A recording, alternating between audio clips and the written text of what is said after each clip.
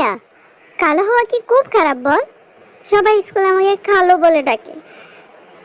এটা আমার খুব শুনতে খারাপ লাগে। আমি কি করব বল? মোটেও কালো হওয়া খারাপ না বোন।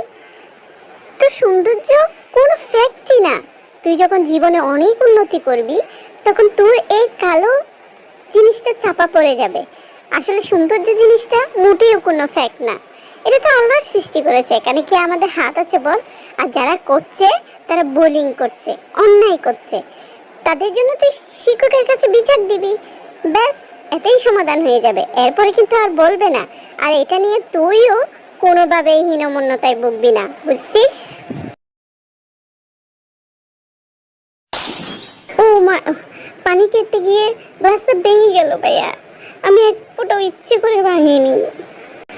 কি হলো? গ্লাস কে ভেঙেছে? হ্যাঁ, এরকমই করবি। সেটের গ্লাস 4টা হয়ে গিয়েছে, এখন আরেকটা ভেঙে 3টা বানাই ফেললি না? হ্যাঁ, শুধু ধ্বংসই করবি, কোনো কিছু তো জোগাড় করতে পারবি না, শুধুই ধ্বংস করবি। দিনে কয়েকটা জিনিস ভাঙবেই ভাঙবে। আমার ছেলে মেয়েটা যে কি হয়েছে আমি নিজেই জানি না। খেতে না হলে কিন্তু এত কাজকর্মও করতে হতো না। কত বাসন কুসন ধুতে হচ্ছে দেখো তো, প্রত্যেক দিনের একই কাজ, একই অবস্থা। উফ, পেটটা যদি না থাকতো না খুবই ভালো হতো।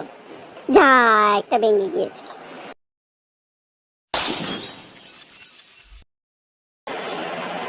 আরে ভুল, মনে হচ্ছে কিছু একটা ভেঙেছে, কিন্তু আম্মুর চেঁচানোর শব্দ পাওয়া যাচ্ছে না কেন? বুঝতেই তো পারছিস, আম্মু নিজেই ভেঙেছে। তার ক্ষেত্রে সবকিছু হালাল, আমাদের ক্ষেত্রে হারাম, বুঝেছিস? তোরা